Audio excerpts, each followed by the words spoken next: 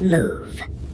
My mother-in-law said she wanted to take our daughter shopping for her birthday. She took her to get a DNA test instead. I only found out because my daughter Chloe told me about the weird appointment where they swabbed her cheek. She thought it was part of getting her ears pierced. She's 8. She doesn't understand what any of it means yet. My mother-in-law had been dropping hints for years. Little comments about how Chloe didn't have Dan's nose, how her hair was darker than anyone in the family. At Christmas, she'd pull out baby photos and hold them next to Chloe, squinting. "I just don't see the resemblance," she'd say loud enough for everyone to hear. When I confronted her, she didn't even try to deny it. "I have a right to know," she said. "My son deserves to know the truth." As if our 6 years of marriage and 8 years of my daughter's life were just question marks. She stood in my kitchen, arms crossed, completely unapologetic. My husband Dan acted confused when I told him. "Mom wouldn't do that," he kept saying. But when the results came back, they went to his email, not mine. His mother had listed him as the primary contact. I found the opened envelope in his car 2 days later. The test confirmed what I'd always known. Chloe was his daughter. 99.9% probability of paternity. But something else was in that envelope. A letter from the testing company about their family ancestry package. His mother had upgraded the test without telling anyone, and the ancestry results showed something neither of them expected.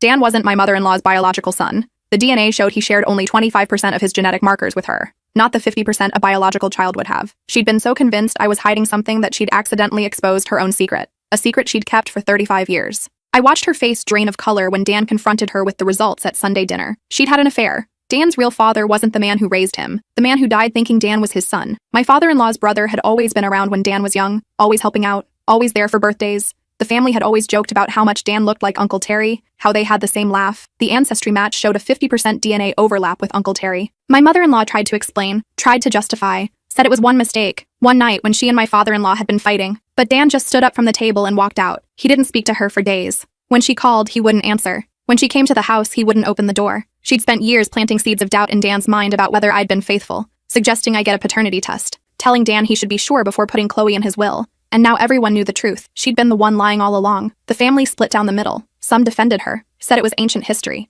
Others couldn't look at her the same way. Uncle Terry stopped coming to family events. My sister-in-law wouldn't let her babysit anymore. Dan started therapy, started asking questions about his childhood that suddenly had different answers. Why his dad had sometimes seemed distant. Why Uncle Terry had moved across the country for 5 years right after Dan was born. I should have felt vindicated. Should have felt satisfied that she'd destroyed herself trying to destroy me. But watching my husband unravel, watching him question every memory of his father, I just felt tired. Chloe started asking why Grandma didn't come over anymore, why Daddy seemed so sad. She'd blown up her own life, and somehow we were all still picking up the pieces. Then Dan's phone rang last Tuesday. It was a number neither of us recognized. When he answered, a man's voice asked, "Is this Daniel? I'm calling about the DNA match. I think I might be your half-brother." Dan's hand shook as he held the phone. I watched the color drain from his face for the second time in 2 weeks. He put it on speaker without asking me if he should. The voice on the other end belonged to someone named Fletcher. He was 32, lived in Michigan, and had done a DNA test 6 months ago, hoping to find his biological father. "The testing site matched us as close relatives," Fletcher said. "Half-siblings with 25% shared DNA. I've been trying to figure out who my father is my whole life." Dan couldn't speak. I took the phone from him. "This is Dan's wife," I said. "Can you tell us about your mother?"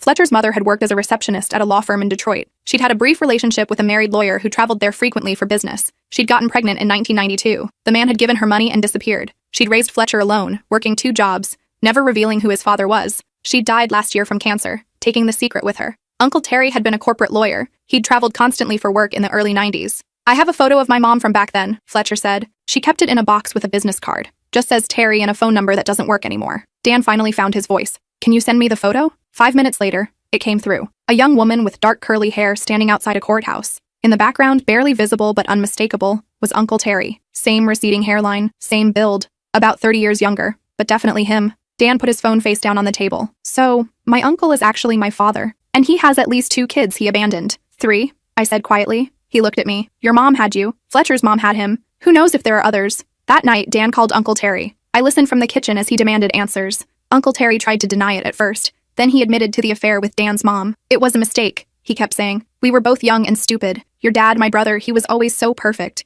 Your mom and I, we were both in his shadow." But when Dan asked about Fletcher, Uncle Terry went silent. Then he hung up. He didn't answer when Dan called back. His wife answered the 3rd time. "Stop calling," she said. "Terry doesn't want to talk about this." She didn't know. After 34 years of marriage, she had no idea her husband had multiple children from different affairs. The next day, my mother-in-law showed up at our house. I almost didn't let her in, but Dan opened the door before I could stop him. She looked like she hadn't slept. Her hair was uncombed. She wore the same clothes from the day before. "We need to talk," she said. She sat at our kitchen table, the same place where she'd stood 2 weeks earlier, defending her decision to secretly DNA test my daughter. "I didn't know about Fletcher," she said. "I swear I didn't know Terry had other children." "Did you know Terry was sleeping around while you were sleeping with him?" I asked. She flinched. That was different. We were in love, Dan laughed. It was a harsh sound. You were in love, but you married his brother anyway, had his brother raise me as his son, let him die never knowing the truth. Your father loved you, she said. He was a good father. He wasn't my father though, was he? The argument went on for an hour. She tried to explain, tried to make it sound romantic instead of what it was. She'd been engaged to my father-in-law, had cold feet, slept with his younger brother at the bachelor party weekend, got pregnant, married my father-in-law anyway because Terry wasn't ready to settle down. I thought I was doing the right thing, she kept saying. For who?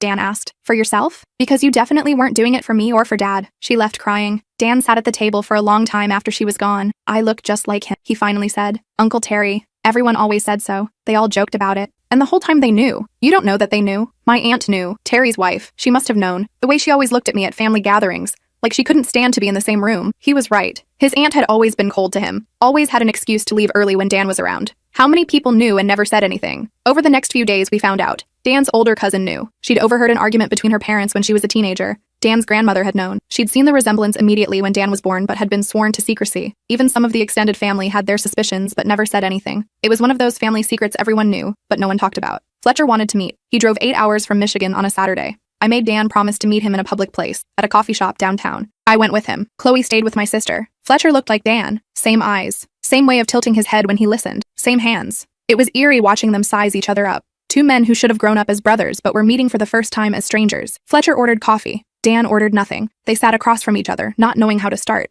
I've been looking for my father since I was 15, Fletcher finally said. My mom would never tell me. Said he was someone important who couldn't acknowledge me. I thought maybe he was married, or famous, or ashamed. He laughed bitterly. Turns out he was just a coward. Have you reached out to him? Dan asked. To Terry? I tried. He blocked my number. His wife sent me a cease and desist letter through a lawyer. Apparently, I'm harassing them by existing. Fletcher pulled out a folder. Inside were printed emails, text messages, documentation of every attempt he'd made to contact Terry. I'm not trying to ruin his life. I just wanted to know where I came from. Dan looked at the papers. He won't even admit you exist. No, but the DNA doesn't lie. They talked for 2 hours. About their lives. Their mothers, their childhoods. Fletcher had grown up in poverty. His mom had worked as a waitress and a housekeeper to make ends meet. No child support. No help from family. Meanwhile, Dan had grown up comfortable. Private school. College paid for. A trust fund. All funded by the man who wasn't actually his biological father. Your dad sounds like he was a good man, Fletcher said. He was. But he wasn't my dad. Not biologically. He raised you, though. That counts for something. Dan didn't respond. We left the coffee shop with plans to meet again. On the drive home, Dan was quiet. I keep thinking about my real dad, he finally said. Terry, he knew about me. He was at every family gathering, every birthday, and he never said anything. He watched his brother raise his son and just pretended everything was fine. Maybe he thought he was doing the right thing. The right thing would have been telling the truth. When we got home, there was a letter in our mailbox. No return address.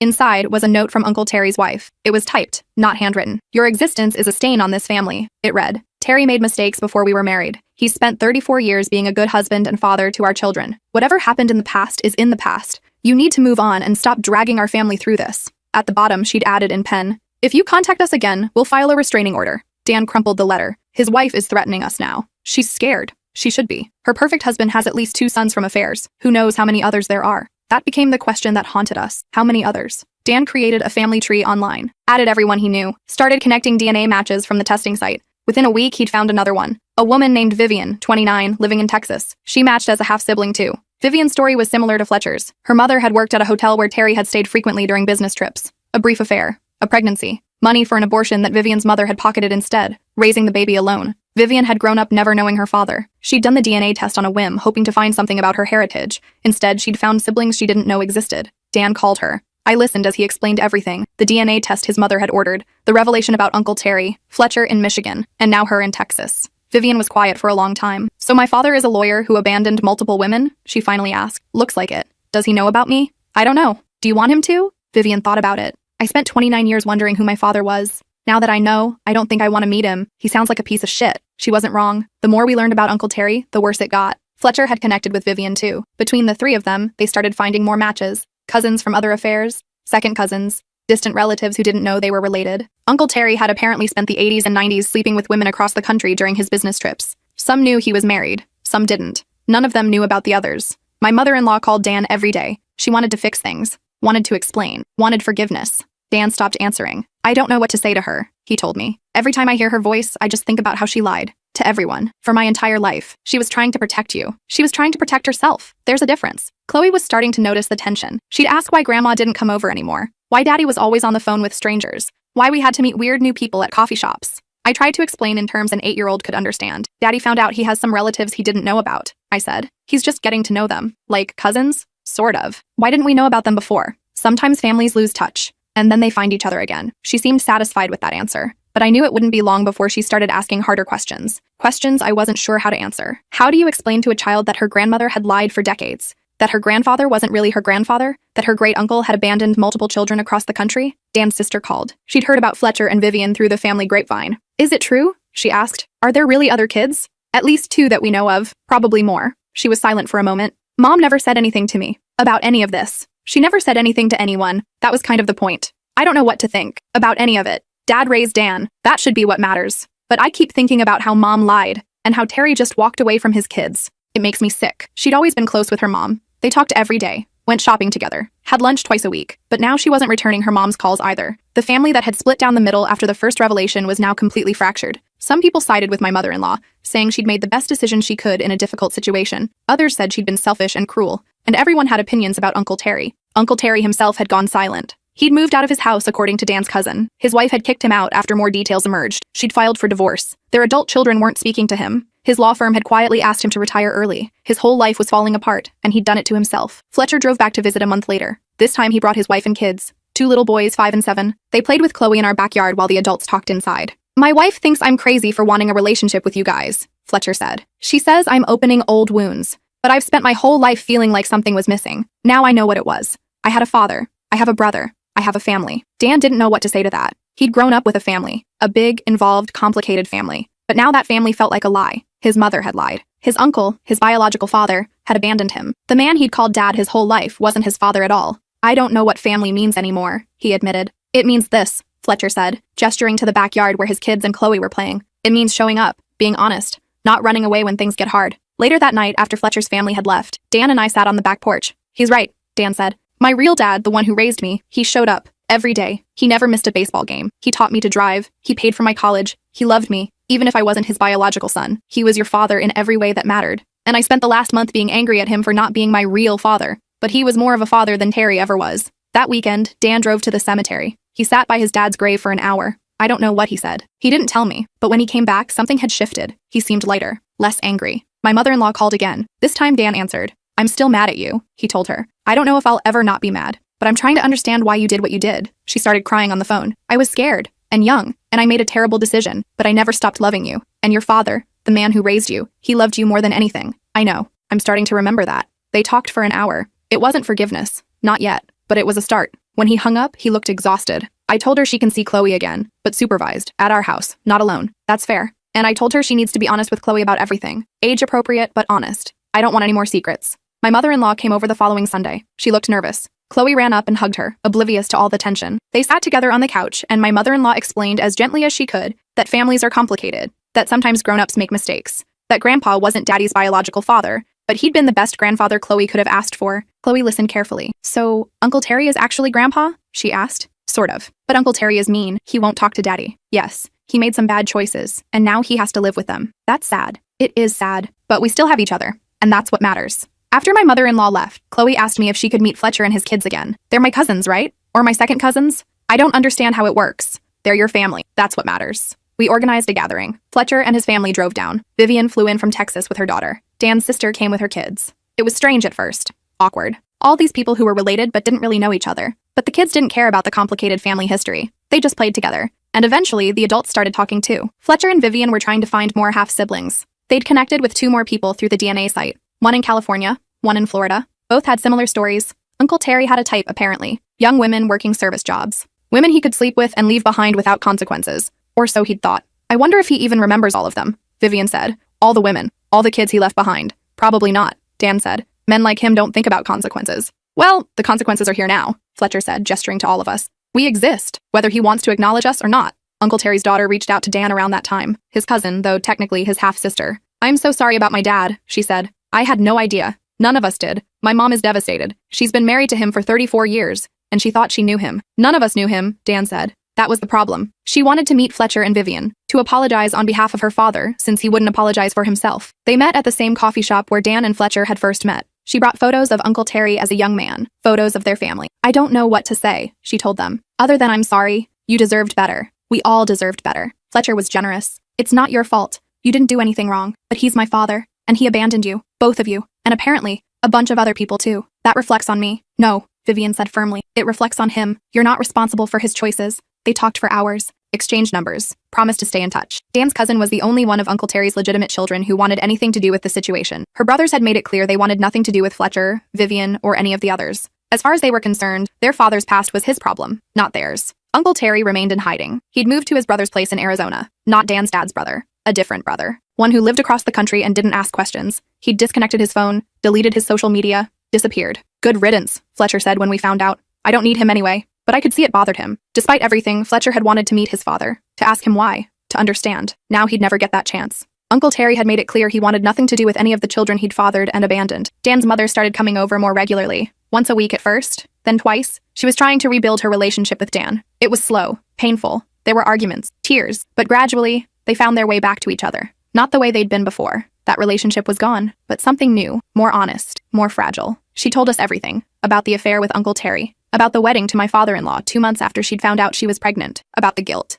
I almost told him so many times, she said, your father, my husband, but I was afraid he'd leave me, afraid the family would fall apart. So I kept quiet. For 35 years, I kept quiet, and it ate at me every single day. Did he ever suspect? Dan asked. I don't think so. He loved you. He was so proud of you. If he had any doubts, he never said anything. Maybe he knew and didn't care. Maybe it didn't matter to him because he loved me anyway. She started crying again. He would have said that. He was a better person than I ever was. Dan's therapy was helping. He'd been going twice a week since the revelation. His therapist helped him work through the anger, the confusion, the grief, because it was grief. He was mourning the father he'd lost. Even though his father had been dead for 6 years, he was mourning the family structure he'd believed in, the simple story of who he was and where he came from. Identity is complicated, his therapist told him. You're still you. None of this changes who you are as a person. It just changes the story you tell yourself about how you got here. Fletcher and Vivian had both offered to take DNA tests to confirm their relationship to Dan, but Dan didn't need them to. The testing company had already confirmed it. They were half-siblings, all 3 of them children of a man who'd never wanted to be their father. We're bonded by abandonment, Vivian joked darkly, but there was truth in it.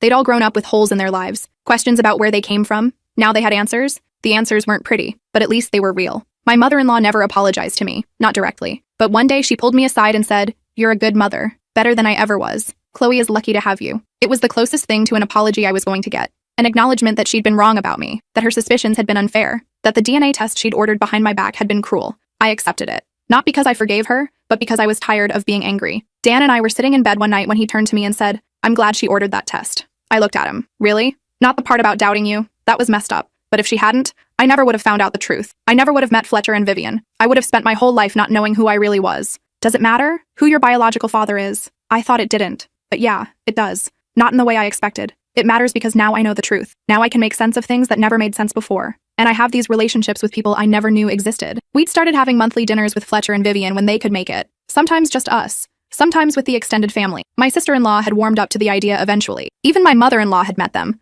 though those meetings were awkward and brief. Uncle Terry was the elephant in every room, the father and grandfather who refused to acknowledge his own children. Chloe loved having new cousins. She video chatted with Fletcher's boys regularly. She'd made friendship bracelets for Vivian's daughter. To her, this was just how families worked. Complicated and messy and full of surprises. She didn't understand the betrayal and pain that had brought everyone together. She just knew she had more people to love. One night, almost 6 months after that first phone call from Fletcher, Dan got another message through the DNA site. Another match. Another half-sibling. A woman named Haley, 26, living in Virginia. She'd just done the test and was confused by the results. Dan messaged her back, explained the situation, the affairs, the abandoned children. Uncle Terry. Haley responded immediately. I always knew my dad wasn't who he said he was. My mom told me before she died that I had siblings out there somewhere. I just never thought I'd actually find them. We were up to 5 now. 5 half-siblings that we knew of. Fletcher thought there might be more. He'd been mapping Uncle Terry's business travel from the 80s and 90s, trying to figure out where else he might have left children behind. It was obsessive, but I understood why he was doing it. He needed to know how many of them there were, how many families Uncle Terry had destroyed. Dan was more pragmatic. We'll find who we find.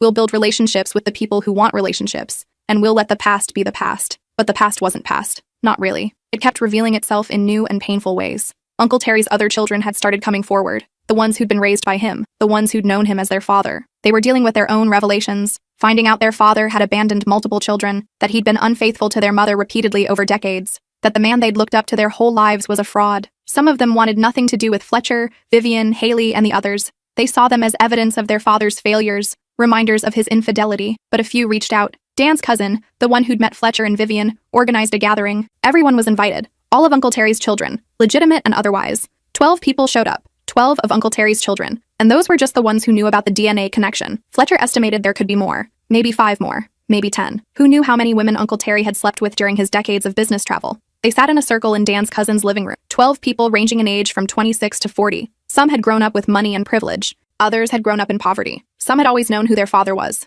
Others had just found out. But they were all connected by this one man who'd shaped their lives by his presence or his absence. They went around the circle, each person sharing their story. It took hours. Some cried, some were angry, some had made peace with it. By the end, they decided to stay in touch, to build their own family separate from Uncle Terry. He doesn't get to define us, Fletcher said. We get to define ourselves. Dan came home from that gathering and hugged me and Chloe for a long time. I'm one of the lucky ones, he said. I had a dad who showed up, who loved me. A lot of them didn't have that. My mother-in-law's health started declining after everything came out. The stress, the guilt, the fractured family. She had a heart attack in November. Not serious enough to be life-threatening, but serious enough to scare everyone. Dan visited her in the hospital, sat beside her bed, held her hand. I wasted so much time being angry, he told her. But you're still my mom. That doesn't change. She squeezed his hand. I'm sorry. For everything. For lying. For doubting your wife. For the mess I made of everything. I know. I forgive you. It wasn't a fairy tale ending. There was still pain. Still complicated feelings. Still things that could never be fully repaired. But it was enough. For now, it was enough. Uncle Terry died 8 months later. Heart attack. In his sleep at his brother's house in Arizona. He was 66.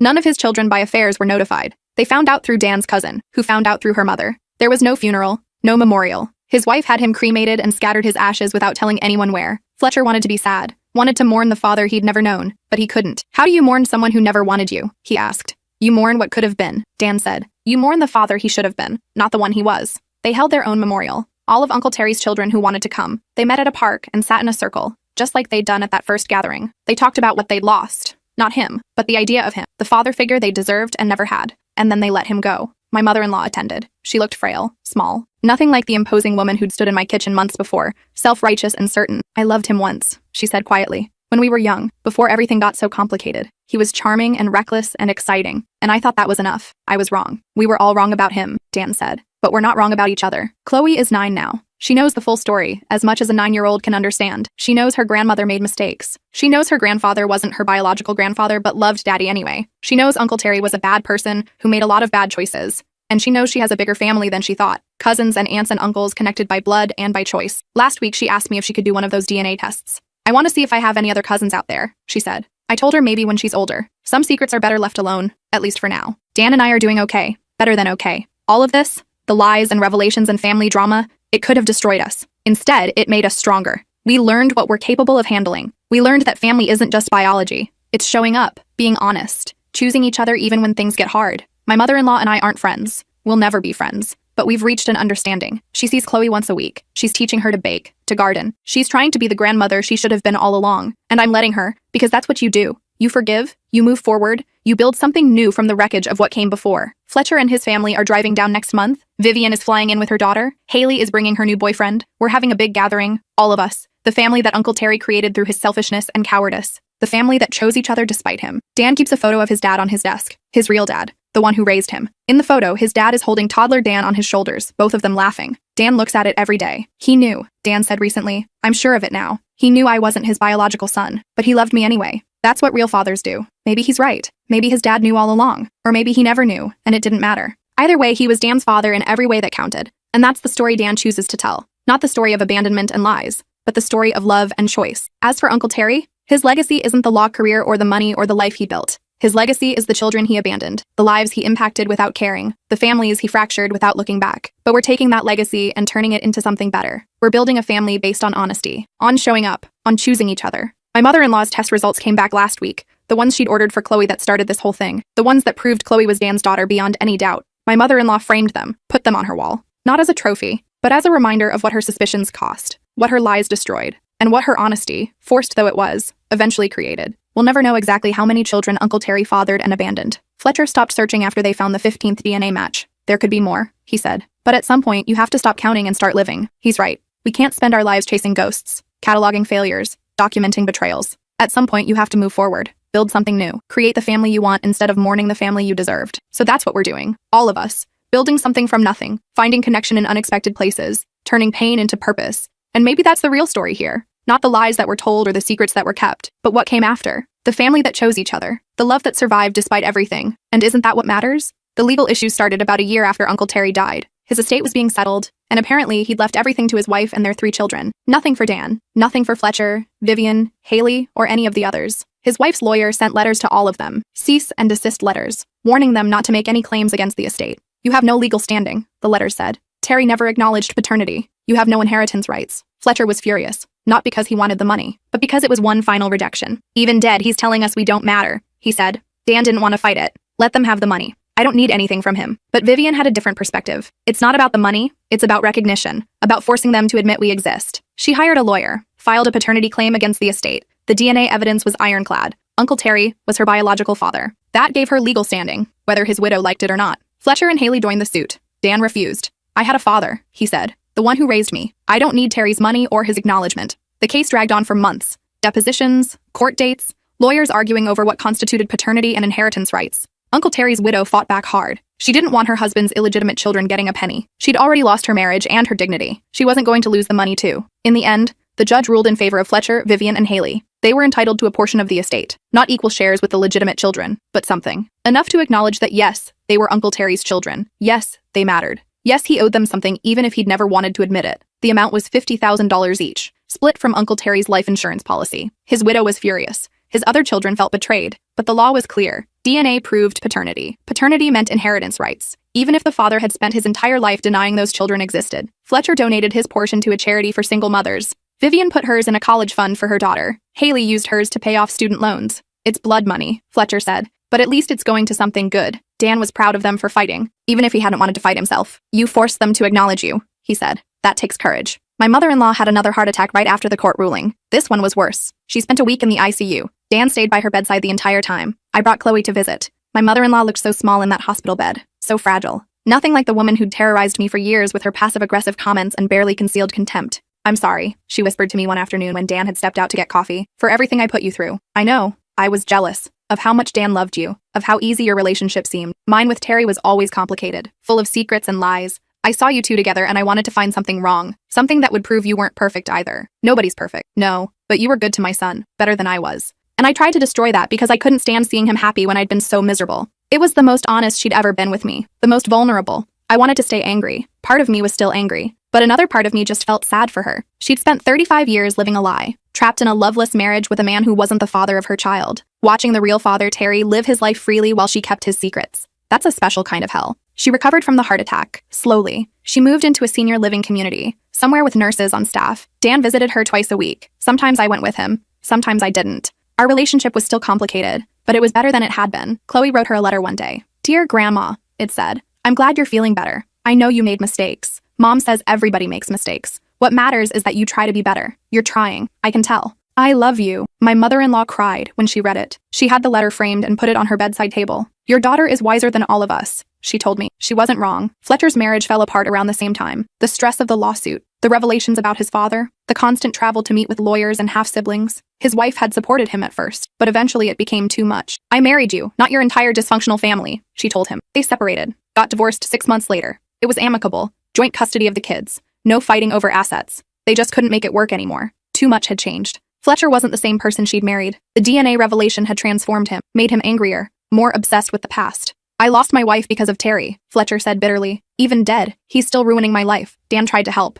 invited Fletcher to stay with us for a while, but Fletcher declined. I need to figure out who I am without the anger, he said, without the obsession. I've spent 2 years consumed by this. By him. I need to let it go. He moved to Florida, started over, new job, new apartment, limited contact with the half-sibling group. He still loved them, still considered them family, but he needed distance, needed to build a life that wasn't defined by abandonment and betrayal. I understood. Sometimes the healthiest thing you can do is walk away, even from people you love, even from family. Vivian had a different approach. She wrote a book about her experience, Abandoned, How DNA Testing Revealed My Father's Secret Life. It was part memoir, part investigative journalism. She interviewed all of Uncle Terry's children who were willing to talk, documented his pattern of affairs and abandonment, tried to understand what would make a man behave that way. The book was published 2 years after Uncle Terry's death. It didn't become a bestseller, but it got attention. Local news stations interviewed Vivian. A podcast did a series on the story. Suddenly, Uncle Terry's legacy wasn't just within the family, it was public. His widow was horrified. She tried to sue for defamation, but you can't defame the dead, and everything in the book was true. Documented, verified. The lawsuit went nowhere.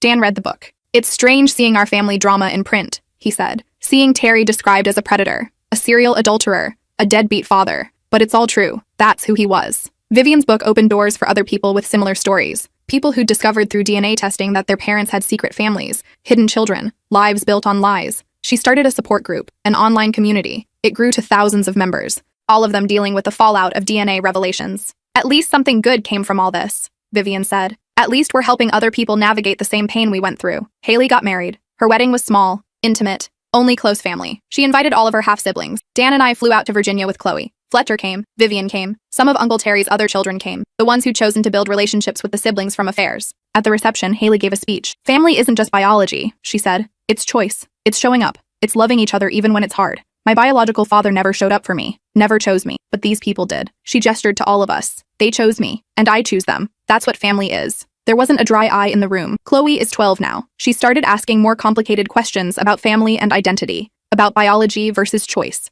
about what it means to be related to someone. Is Grandma still your mother-in-law even though Grandpa wasn't really Daddy's dad? She asked me recently. Yes, because family is complicated. There are biological relationships and chosen relationships and legal relationships. Sometimes they overlap, sometimes they don't, but they're all real. What about Uncle Terry? Was he Daddy's dad? Biologically, yes, but he didn't act like a father. He didn't choose to be a father. So in the ways that matter, no, he wasn't Daddy's dad. She thought about that for a while. I'm glad Daddy had a real dad, the one who chose him. Me too, baby. Me too. Dan and I celebrated our 10th anniversary last month, a decade of marriage, through infertility scares and job losses and the revelation that his entire family history was a lie, through his mother's betrayal and his biological father's cowardice, and the discovery of siblings he never knew existed. We'd survived all of it. Not just survived, thrived. I wouldn't change anything, Dan said over anniversary dinner. Not the DNA test, not the revelations, not any of it. Really? Not even the part where your mom secretly tested our daughter? Okay, I'd change that part. But everything that came after, meeting Fletcher and Vivian and the others, understanding where I really came from, I needed that, even though it hurt. He was right. Pain has a purpose sometimes.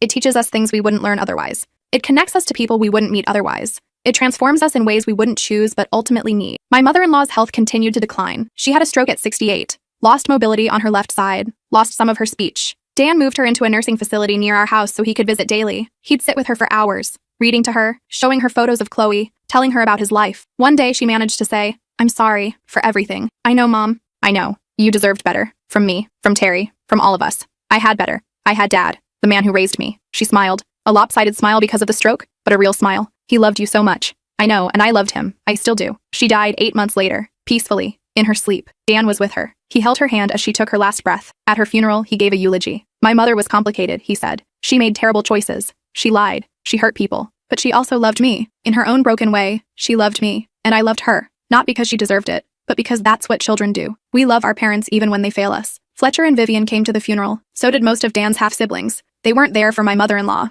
They were there for Dan. That's what family does. They show up. After the funeral, we had everyone back to our house, 15 of Uncle Terry's children in one room, plus their partners and kids. The house was loud and chaotic and full. "Look what he created," Fletcher said, gesturing to everyone. "He tried to hide us, pretend we didn't exist. But here we are, a whole family, connected because of him, despite him." Dan raised his glass. "To the family we chose. Not the one we were born into, but the one we built from the wreckage." Everyone drank to that. Chloe is applying to high schools now. She wants to study genetics. "I want to understand how DNA works," she told me. "How it connects people, how it tells our stories." That's because of what happened with Grandma's test, isn't it? Yeah? I mean, one test changed everything. It revealed all these secrets, connected all these people. DNA is powerful. She's not wrong. DNA is powerful. It tells truths that people spend lifetimes trying to hide. It connects us in ways we might not want to be connected. It reveals our past and shapes our future, whether we're ready for it or not. But it's not destiny. That's what I've learned through all of this. DNA might determine who your biological parents are, but it doesn't determine who your family is. It doesn't determine who you become. That's up to you. Dan keeps the original DNA test results in a drawer in his office, the ones that started everything. His mother had ordered them to prove I was unfaithful.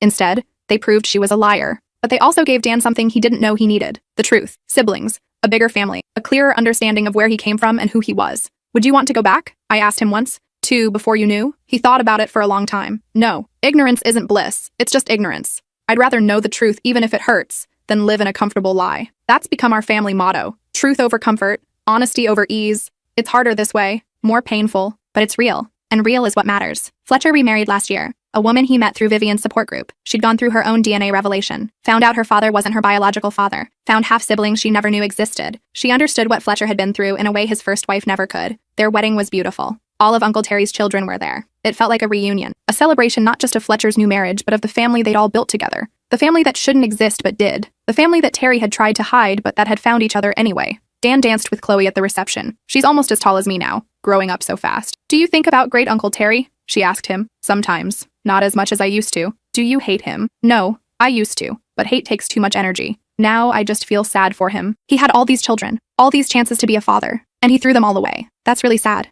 It is, but look around. He gestured to the room full of people. We didn't let his failures define us. We created something better. That's the best revenge. The latest DNA match came through last month. Number 19. A man in his early 30s living in Canada. He'd just done a test and was shocked to find himself connected to such a large group of half-siblings. Dan reached out to him, explained the situation, Uncle Terry, the affairs, the abandoned children. The man's response was simple. I always knew my dad wasn't around. Never knew why. Now I do. Thanks for the explanation, but I'm not interested in joining this family. I've got my own life, my own family. I don't need his baggage. Dan understood. Not everyone wanted to be part of this. Not everyone wanted to dig into painful family secrets and build relationships with strangers who happened to share DNA. Some people were content with the families they'd built, the lives they'd chosen, and that was okay. We can't force people to care, Dan told me. Some of Terry's kids want nothing to do with us, and that's their choice. We've built something beautiful with the people who do care. That's enough. He's right. It is enough. More than enough. I think about my mother-in-law sometimes, about the test she ordered out of spite and suspicion, about how it was supposed to destroy me but ended up destroying her instead. There's a kind of poetic justice in that, but also a sadness. She lived 68 years carrying the weight of her lies, never able to fully be herself, always pretending, always hiding. What a way to live. Dan and I promised each other we'd never do that to Chloe, never lie about her past or her family or who she is. We tell her the truth, all of it, age-appropriate but honest. She knows about the DNA test, about Uncle Terry, about all of it, and she's better for it. Stronger, more understanding of how complicated families can be. She asked me recently if I forgave my mother-in-law. I don't know, I told her honestly. I'm not angry anymore, but I don't know if that's the same as forgiveness. What's the difference? Forgiveness means you've let it go completely. Not being angry just means you're tired of holding on to the anger. They're close, but not the same. Which one do you think you should be? I think I should work toward forgiveness. For me, not for her. Because holding on to anything, even the absence of anger, takes energy. And I'd rather use that energy on the people I love. She hugged me. You're a good mom. I'm trying. That's all any of us can do. Try. Show up. Be honest. Choose each other. Build something real from whatever materials we're given. My mother-in-law gave us broken pieces, shattered trust, revealed lies. But we took those pieces and built something stronger. A family that chose each other, that showed up for each other, that told the truth even when it hurt. Uncle Terry left behind 19 children that we know of, maybe more that we haven't found yet. Each one represents a woman he used and abandoned, a family he destroyed, a life he impacted and then walked away from without looking back. That's his legacy. Not the law career or the money or whatever else he thought defined him, but the wreckage he left behind. We're the cleanup crew. All of us. Dan and Fletcher and Vivian and all the others. We're cleaning up his mess, turning his failures into something meaningful, his abandoned children into a chosen family, his lies into our truth, and maybe that's the real ending here. Not happily ever after, but honestly ever after. Building something real from something broken, choosing each other when biology and circumstance would have kept us apart, showing up, being present, telling the truth. That's what family is. Not the DNA, not the blood, but the choice. The showing up. The love that persists despite everything. Dan's father, the man who raised him, understood that. He loved Dan not because they shared DNA, but because Dan was his son in every way that mattered. He chose him every single day for 30 years. That's what made him a father. Uncle Terry never chose any of his children. Not the ones from his marriage, and certainly not the ones from his affairs. He made them and then walked away. That's not fatherhood. That's just biology. And biology without choice is nothing. But we chose each other. All of us. The siblings from different mothers. The children of a man who never wanted to be a father. We chose to build something from nothing, to turn his abandonment into our family, to transform his lies into our truth. And isn't that the most powerful thing of all? That despite everything he did, despite all his efforts to hide and deny and run away, we found each other anyway. We built something he never could have imagined. Something real, something good, something that will outlast his memory and his failures and his cowardice. That's our legacy, not his, ours. The family that chose to exist. The family that refused to be hidden. The family that turned pain into purpose and lies into love. And maybe someday, when all of this is far enough in the past, we'll look back and realize that the DNA test my mother-in-law ordered wasn't a weapon at all. It was a gift. An unexpected, painful, transformative gift that changed all of our lives for the better. We're better people now. More honest, more aware, more connected. We know what family really means. Not biology, not secrets, but choice. Every single day we choose each other, and that makes all the difference.